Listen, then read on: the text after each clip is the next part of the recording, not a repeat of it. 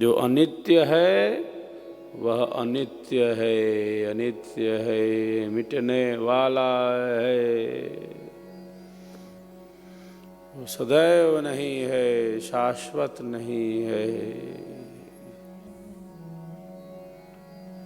परिवर्तन हो रहा है, हर क्षण बदल रहा है और प्रतिपल बदलता जा रहा है। तो जो दिख रहा है वो बदलने वाला है, बदल भी रहा है और नष्ट भी होने वाला है। क्योंकि जो भी उत्पत्ति वाले पदार्थ होते हैं वे अपने कारण में चले जाते हैं। जायते अस्ति वर्धते विपरिणमते अपक्षीयते विनश्यति। जो वस्तु उत्पन्न होती है अपने कारण में चली जाती है।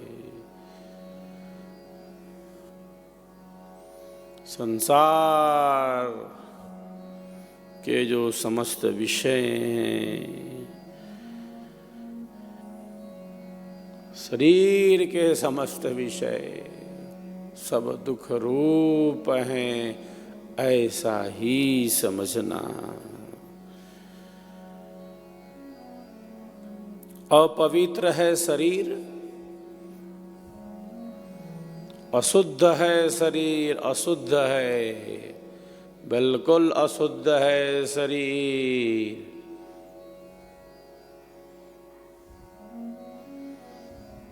रज और वीर्य से इसका निर्माण हुआ है, अशुद्धि से बाहर आया है ये शरीर। उदर में, माँ के गर्भ में, मलमूत्र में, अशुद्धि में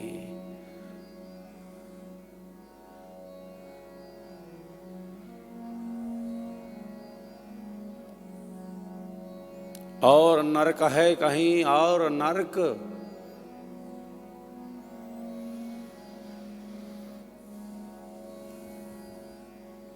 माँ से ज्यादा कष्ट बालक को, शिशु को उस गर्भावस्था में होता है। बेहोश हो जाता है वह अंधेरे में, मलमूत्र से भरे शरीर में बार बार बेहोश हो जाता है। और कहीं नरक हो तो बताओ, जन्म ना हो, जन्म ना हो।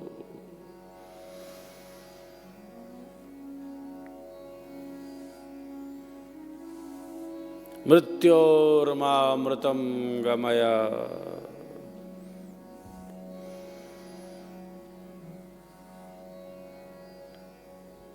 अमरत्व की तरफ चले, अमरत्व की तरफ। जहां से फिर लौटना नहीं, फिर गर्भ में नहीं आना, नरक में नहीं आना।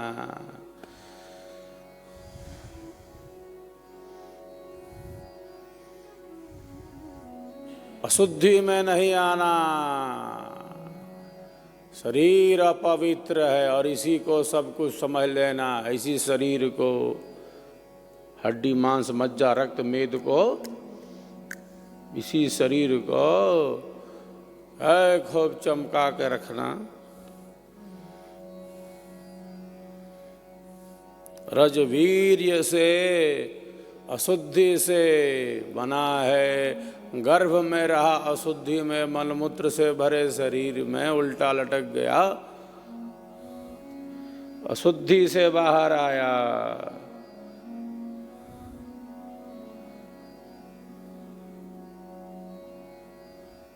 अपवित्र है यह बिल्कुल।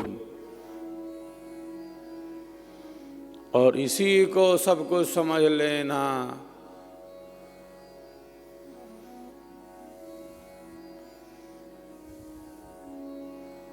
शरीर ही सब कुछ, ये भोग ही सब कुछ, ये संसार ही सब कुछ, ये पदार्थ ही सब कुछ।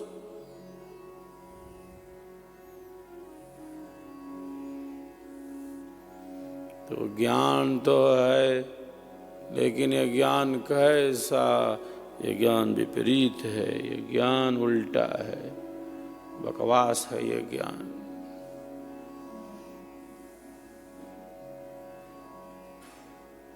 शरीर को बार बार शुद्ध करते हैं, शरीर को बार बार शुद्ध करते हैं, लेकिन शरीर बार बार अशुद्ध हो जाता है, अशुद्ध हो जाता है, क्योंकि यह अपवित्र है, अपवित्र है। तो जो चीज जैसी है उसको वैसा ही समझना, यही विद्या और ज्ञान का यथार्थ लक्षण है, वास्तविक लक्षण है।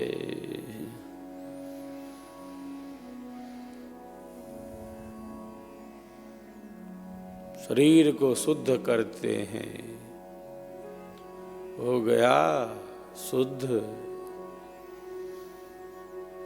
पुनः पुनः बारंबार अशुद्ध हो जाता है, वो मलों को धारण करता है, अपवित्रता से ही न आया। इसी को मान ले के खो भाई शरीर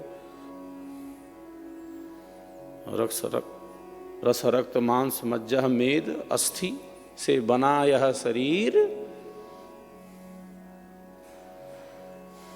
अपवित्र है। हम भोजन ग्रहण कर रहे हैं, हमारी थाली में एक बाल का टुकड़ा आ जाए तो कैसा लगता है?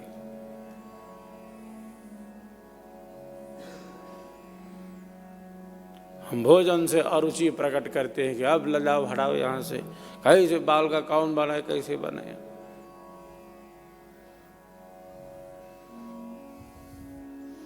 और शरीर तो जैसे मानो अशुद्धि, रस रक्त मांस दिख जाए हमको बाहर, कैसा लगता है? हम सब जो पूर्ण शाकाहारी हैं, दिख जाए तो कई दिन भोजन करने की इच्छा नहीं होती। अशुद्ध है या शरीर,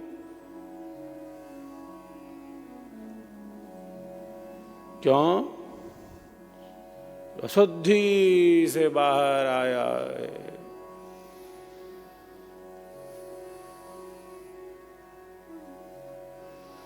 हठयोग में शरीर को शुद्ध करने के लिए, शरीर को शुद्ध करने के लिए नेति करते हैं।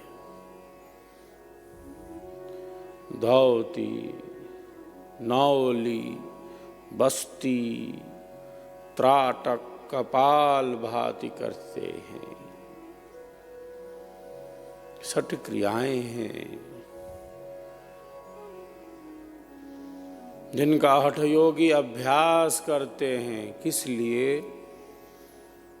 शरीर की शुद्धि के लिए, शरीर के शोधन के लिए हठयोग की क्रियाओं का अभ्यास किया जाता है।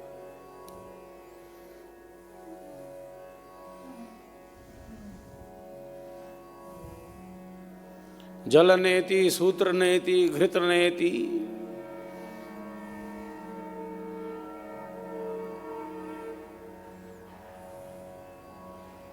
मस्तिष्क के विकारों से मुक्ति का प्रयत्न होता है, शुद्धि का प्रयत्न होता है।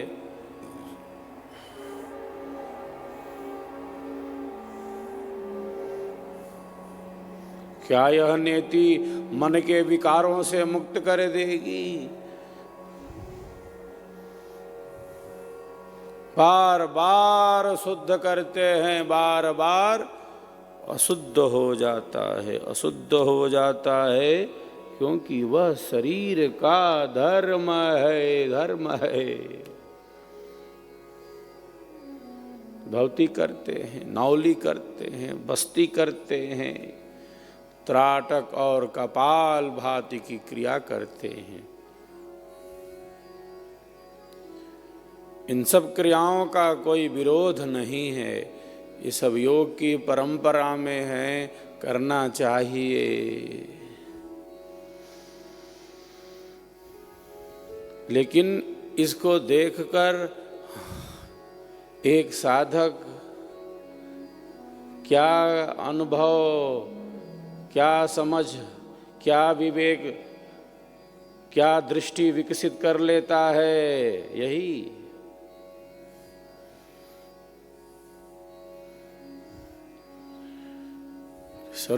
शरीर अशुद्ध है, अशुद्ध है, और बार बार ये शरीर को शुद्ध कर रहा है, और पुनः पुनः बारंबार ये शरीर अशुद्ध हो जा रहा है।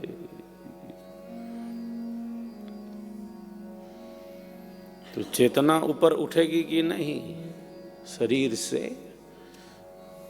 उठना पड़ेगा कि नहीं? ऊपर, शरीर से ऊपर उठना तो पड़ेगा। अपनी चेतना का विकास तो करना पड़ेगा।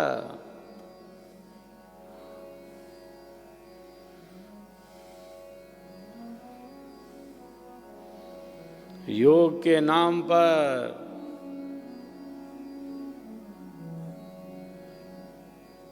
केवल इन क्रियाओं का अभ्यास करते रहने से योग का वह आंतरिक स्वरूप कैसे प्रकट होगा? जो वस्तु जैसी उसको वैसा ही जानना।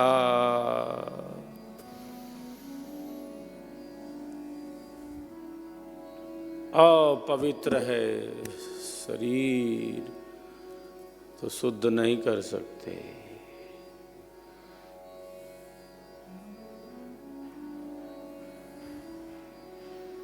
इसकी शुद्धि के लिए, आंतरिक शुद्धि के लिए मार्ग अन्य है।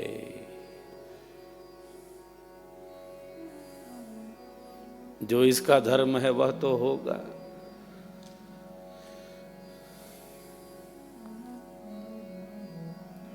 जो शरीर का तप है,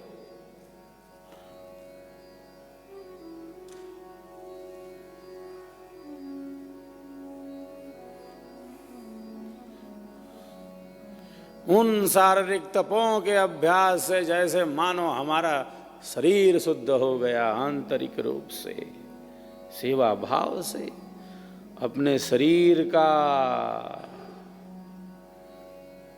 उपयोग ऐसे जैसे दिया है ईश्वर ने, तो निस्वार्थ भाव से लोक कल्याण में अब इसका उपयोग तब शुद्ध हो जाता है। क्रिया जितनी करेंगे पुनः अशुद्ध।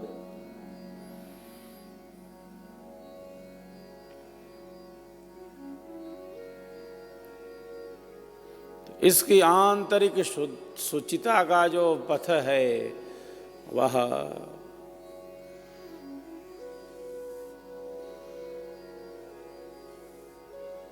देव द्विज गुरु प्राज्ञ पूजनम शौचम आर्जवम ब्रह्मचर्यम अहिंसाम च शारीरम तप उच्यते।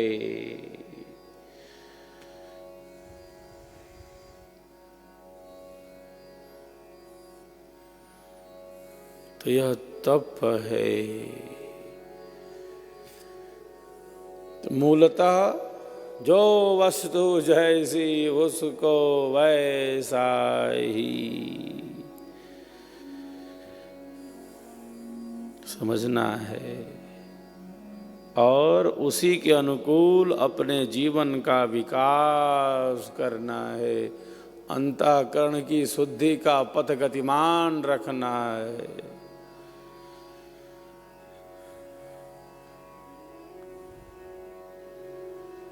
जो अनित्य है उसको नित्य समझना। कितनी बड़ी विकट स्थिति है।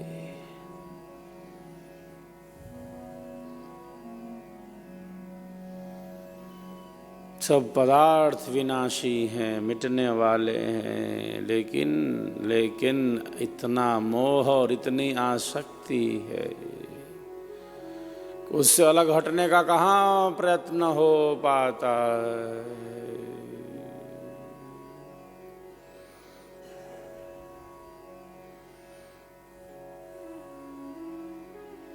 मैं और मेरा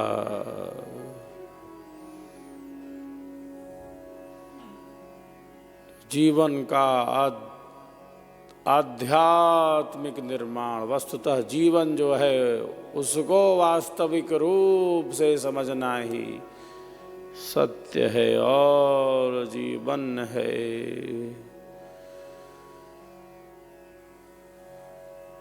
जो है उसका अनुभव, जो है उसका अनुभव।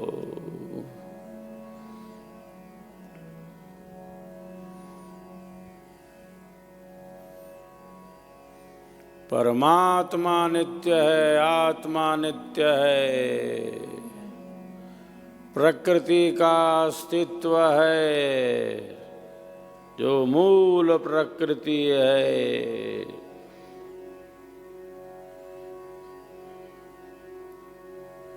सदैव है।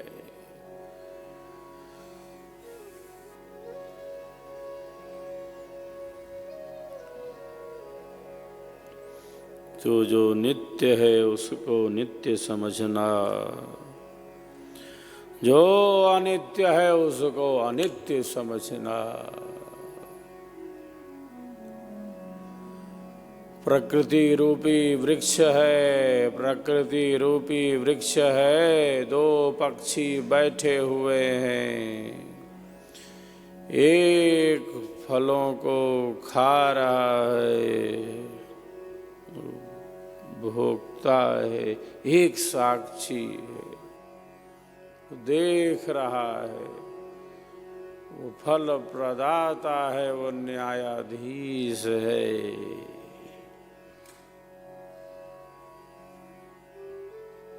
और वृक्ष है प्रकृति का, क्योंकि पदार्थ है इसमें।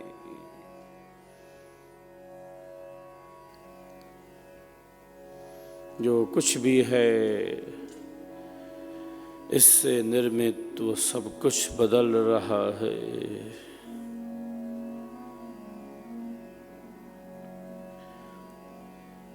संसार के जो सुख हैं विषय रूपी, वो वस्तुतः दुख रूप हैं, लेकिन ऐसी दृष्टि विवेक कहाँ विकसित हो पाता है। और ऐसी दृष्टि विवेक विकसित नहीं हो पाता तो उस दिशा में चलने का प्रयत्न कहाँ हो पाता है। ये पदार्थ मिल जाएगा मैं सुखी हो जाऊंगा, वो पदार्थ मिल जाएगा मैं सुखी हो जाऊंगा, ये कामना पूरी नहीं तब तक दूसरी कामना। इतनी कामनाएं भरी पड़ी हैं मन में। विषय इंद्रिय संयोगादग्रे अमृतोपमं परिणामे विषमिव तत्सुखम राजसं स्मृतम। गीता में योगी राज कहते हैं, विषय और इंद्रियों से उत्पन्न होने वाला जो सुख है प्रारंभ में तो अमृत के समान लगता है, परिणामे विषमिव।